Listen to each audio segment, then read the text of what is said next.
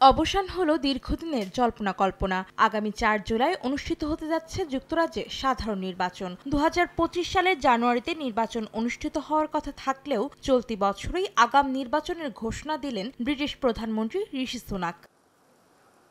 এরই মধ্যে প্রধানমন্ত্রী পদে জোর প্রচারণা শুরু করেছেন কনজারভেটিভ পার্টির ঋষি সুনাক এবং তার প্রতিদ্বন্দ্বী লেবার পার্টির কেয়ার স্টারমার। বৃহস্পতিবার প্রথম দিনে নির্বাচনী প্রচারণা চালান দুইজন। এদিকে জনমত জরিপে দেখা গেছে ১৪ বছর শাসন করার পর অনেকটা পিছিয়ে আছে সুনাকের দল কনজারভেটিভ পার্টি। সমীক্ষার তথ্য অনুযায়ী লেবার পার্টির তুলনায় কনজারভেটিভ পার্টি ২০% পিছিয়ে আছে।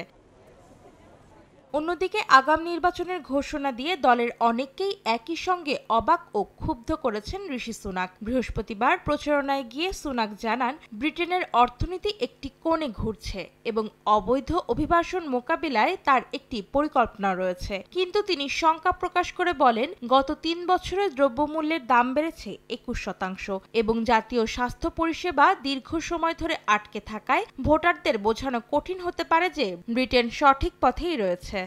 নগদে ৫০০ টাকা বা তার বেশি পেমেন্টে পেতে পারেন ঢাকায় জমিসহ ২০ কোটি টাকার পুরস্কার।